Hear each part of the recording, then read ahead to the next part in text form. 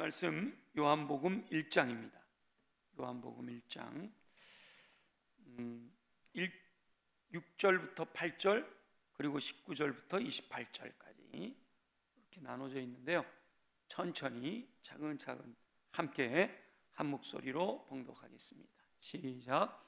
하나님께로부터 보내심을 받은 사람이 있으니 그의 이름은 요한이라.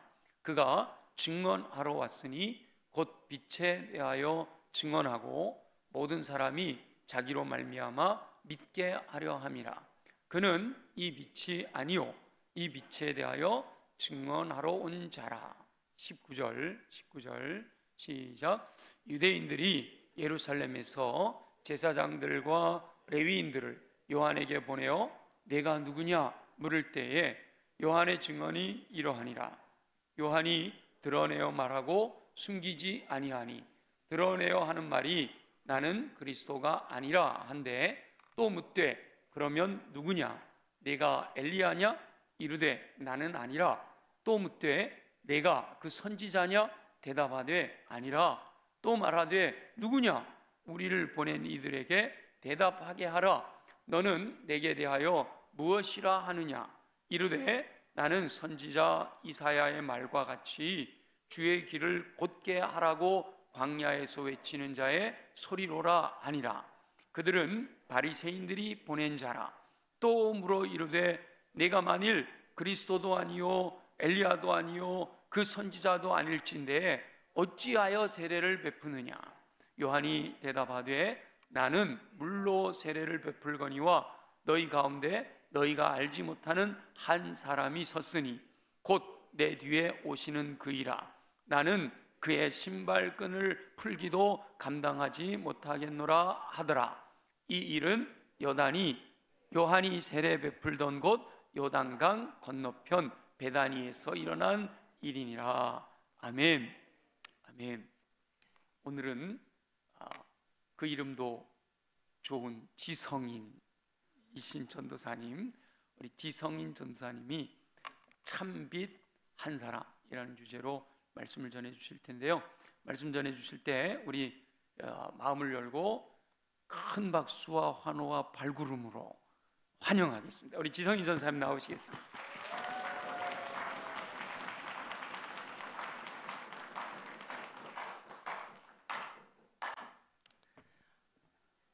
감사합니다. 지성인 전도사입니다. 수원교회 성도님들 안녕하십니까? 네, 저는 이번에 새롭게 중고등부 부서 담당으로 부임하게 된 지성인 전도사라고 합니다. 부족한 사람을 이곳으로 인도해 주신 하나님께 저는 매일 감사드리고 있습니다. 또한 맡겨진 부교역자를 사랑으로 지도해 주고 계시는 담임 목사님의 인품에도 너무나 감사하고 있습니다.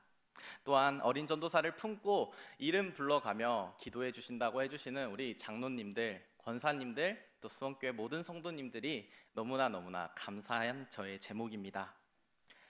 저는 늘 이 인사말로 설교를 시작합니다. 하나님 우리 아버지와 그리스도 예수로부터 오는 은혜와 평강이 우리와 함께하기를 구합니다. 아멘. 여러분들 익숙한 인사말이시죠? 어디서 보셨나요? 네, 맞습니다. 바울 서신. 이 인사말은 바울이 자신이 사랑하는 또 하나님이 사랑하는 교회에게 편지하며 인사했던 인사말입니다. 바울이 교회를 사랑하는 마음으로 하나님의 말씀을 전했듯 편지했듯이 이 시간 우리가 함께 우리 교회를 사랑하시는 하나님의 말씀을 듣기를 바라는 마음에서 설교자인 저는 이렇게 늘 인사합니다. 수원교회 성도님들, 하나님 우리 아버지와 그리스도 예수로부터 오는 은혜와 평강이 우리와 함께하기를 구합니다. 아멘. 다들 어릴 적 들어본 전래동화 한 편씩 기억하실 것입니다. 콩쥐와 팥쥐, 흥부와 놀부, 혹부리 영감 이야기 다들 아시죠? 네, 우리에게 이러한 다양한 이야기들이 우리의 유년 시절을 즐겁게 해주었을 것입니다. 그런데 이러한 전래동화의 한 가지 특징이 있다면요, 누가 지었는지 알 수 없다는 것입니다. 우리는 부모님에게서 이 이야기들을 들었을 것입니다. 또는 학교에서 선생님을 통해서 들었을 수도 있습니다. 또는 또 다른 어떤 일을 통해서 이 이야기를 들었겠지만 우리에게 이 이야기를 전해준 이들조차 이 이야기가 만들어진 이 이야기의 작가를 알지는 못합니다. 전래동화이니까요. 그럼에도 이 전래동화의 또 다른 특징이라고 한다면요, 이야기의 핵심은 바뀌지 않는다는 것입니다. 짜잘한 소재들은 바뀔 수 있지만, 시점은 달라질 수 있겠지만 큰 줄거리, 핵심은 바뀌지 않습니다. 팥쥐가 콩쥐의 일을 도운 적이 있습니까? 네, 놀부는 흥부에게 자신의 것을 나눠주어 같이 행복하게 살았다는 이야기 들어보셨습니까? 아니죠. 네, 이야기의 핵심은 변하지 않습니다. 우리에게 이야기를 들려준 소리들은 제각각이겠지만 전해진 내용 동일합니다. 우리에게 이야기가 전해지기까지 많은 이들의 소리가 있었겠지만 그것이 다 누구인지는 알 수 없습니다. 그러나 우리가 들은 말씀, 여기 남아 있습니다. 소리는 곧장 사라졌지만 그 말씀은 남아 있습니다. 요한의 복음서는 이렇게 시작하죠. 태초에 말씀이 계시니라. 이 말씀이 하나님과 함께 계셨으니 이 말씀은 곧 하나님이시니라. 그리고 세례자 요한은 너는 내게 대하여 무엇이라 하느냐는 제사장들과 레위인들의 질문에요, 이사야서의 말씀을 언급하며 자신을 이렇게 소개합니다. 나는 선지자 이사야의 말과 같이 주의 길을 곧게 하라고 광야에서 외치는 자의 소리로라. 우리가 알듯이 스스로를 소리라 하는 세례자 요한의 역할은요, 말씀이신 주님 앞에 잠깐 있었고, 그리고 말씀이신 주님을 예비하는 것으로 그의 이름은 성경에서 사라집니다. 그는 소리이기 때문에 머지않아 사라졌지만 그 말씀은 여전히 남아 있습니다. 소리는 사라져야 합니다. 그것이 자신의 역할임을 세례자 요한은 잘 알고 있었습니다. 부임 설교에서 사라져야 한다니 하는 저도 준비하면서 조금 난처했는데요. 그러나 우리 그리스도인들이 어떻게 살아야 할까? 바로 이 세례 요한의 모습을 보아야 한다는 것입니다. 그리스도의 이미 오심과 또 다시 오심 사이를 살아가는 우리도 세례자 요한과 같이 곧 사라질 소리여야 합니다. 우리는 그렇게 곧 오실 주님을 기다려야 합니다. 교회력으로 대림절기 보내고 있습니다. 앞에 아름다운 초들이 켜져 있죠. 우리 이 초 왜 키나요? 주님 오심 기다리면서, 주님이 오셨음을 기억하면서 이 초의 불을 밝히지 않으시나요? 이미와 아직 사이를 살아가는 우리 그리스도인, 우리 수원교회 성도님들, 오늘 세례자 요한, 나는 소리라 한 그 요한의 말씀을, 요한의 이야기를 들어보시기를 바랍니다. 오늘 말씀을 통해 사랑하는 수원교회 공동체가 세례 요한과 같이 주님의 길을 예비할 수 있기를 소망합니다. 요한의 복음서는 잘 아시다시피 찬송으로 시작합니다. 그 찬송 사이에 세례자 요한에 대한 소개가 들어가 있습니다. 6절, 7절, 8절의 말씀을 보시면요, 그는 하나님으로부터 보내심을 받은 사람이었습니다. 그는 말씀이신 빛에 대하여 증언하기 위해 왔다 합니다. 확실한 것은 그가 빛은 아니었습니다. 그 증언이 19절에서부터 시작이 되는데요, 요한은 요단강 건너편 베다니에서 세례를 베풀었습니다. 마태복음의 말씀을 참고해 보면요, 마태복음 3장 2절인데요, 그 세례는 천국이 가까이 왔으니 회개해야 한다라고 외치는 세례 종말론적 행위였습니다. 그 소문이 예루살렘에 있던 유대인들과 바리새인들에게 전해졌습니다. 그들은 요한이라는 사람이 하는 행위가 자신들의 기득권을 위협할 만한 것이 아닌지 확인해 볼 필요가 있었습니다. 그래서 예루살렘에 있던 유대인들과 바리새인들이요, 요한이라 하는 사람이 어떠한 권위로 그러한 일을 하는지에 대해서 확인하고자 했습니다. 그래서 제2정결의 전문가들, 율법에 의해 하나님이 선별했다 할 수 있는 제사장들과 레위인들을 요한에게 보낸 것입니다. 하나님으로부터 보내심을 받은 사람 요한은요, 주의 길을 곧게 하려는 소리였던 반면에요, 하나님이 구별하여 세운 제사장들과 레위인들은 유대인들과 바리새인들의 소리가 되어 요한에게 질문합니다. 내가 누구냐? 내가 누구냐? 요한의 대답 뭐라 했나요? 나는 그리스도가 아니라. 그렇다면 너는 엘리야냐? 라는 두 번째 질문에도 요한은 나는 아니라 라고 말합니다. 마지막으로 내가 그 선지자냐? 라는 질문마저 요한은 부인합니다. 나는 아니라. 유대인들과 바리새인들을 위해 일하는 이들은요, 자신들을 보낸 이들에게 어느 정도 만족할 만한 답을 가져가야 했습니다. 그래서 다급히 묻습니다. 누구냐? 우리를 보낸 이들에게 대답하게 하라. 너는 내게 대하여 무엇이라 하느냐? 요한에게 질문합니다. 세례자 요한이 답합니다. 나는 선지자 이사야의 말과 같이 주의 길을 곧게 하려고 광야에서 외치는 자의 소리로라. 여기 하나님으로부터 보내심을 받은 사람, 주의 길을 예비하는 요한이 있습니다. 또 다른 부류도 있습니다. 하나님의 일을 한다고 하나 주의 길을 예비하지 않고 가로막는 사람들입니다. 제사장들과 레위인들, 하나님께 제사를 드리기 위해 구별된 사람들이었습니다. 그러나 그들은 주님을 알지 못했습니다.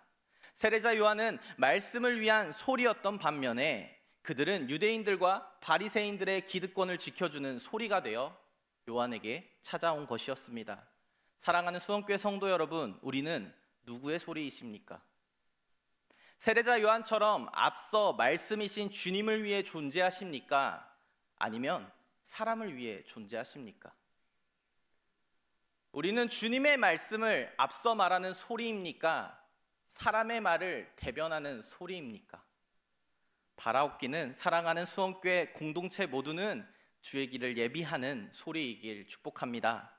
하나님께로부터 보내심 받은 사람, 요한과 같은 사람이 되시기를 축복합니다.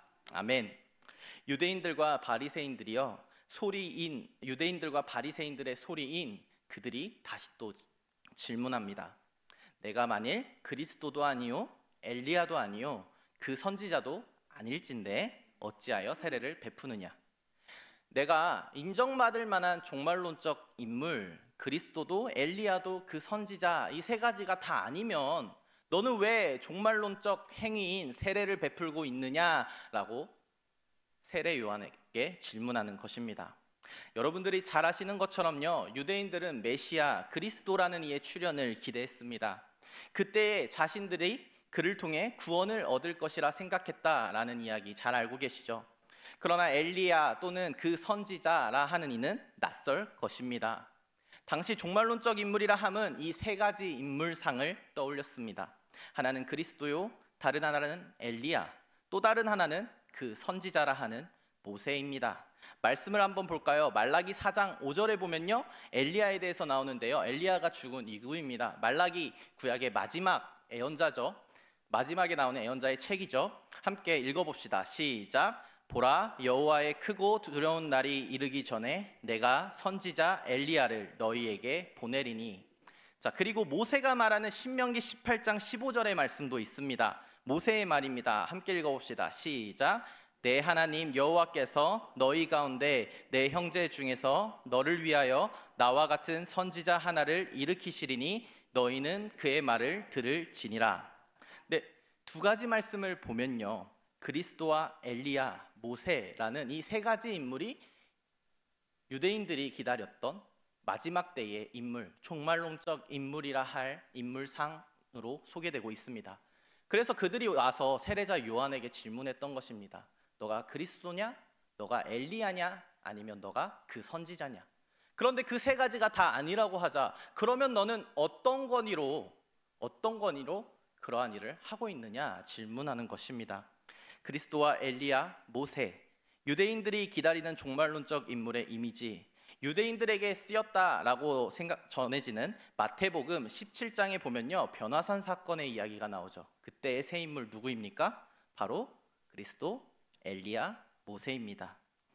마태복음 17장 1절에서 3절 말씀에 보면요, 이러합니다. 엿새 후에 예수께서 베드로와 야고보와 그 형제 요한을 데리시고 따로 높은 산에 올라가셨더니 그들 앞에서 변형되사 그 얼굴이 해같이 빛나며 옷이 빛과 같이 휘어졌더라. 그때 모세와 엘리야가 예수와 더불어 말하는 것이 그들에게 보이거늘. 아멘. 세례자 요한은 그리스도도 엘리야도 선지자 모세도 아니었습니다. 그렇다면 제2정결에 능숙했던 그들 제사장들과 레위인들에게 세례 요한의 세례는 문제였습니다. 성경의 근거에 본다면 그의 세례는 아무런 권위가 없었기 때문입니다. 그는 그러한 일을 베풀 만한 권위가 전혀 없는 인물이었습니다.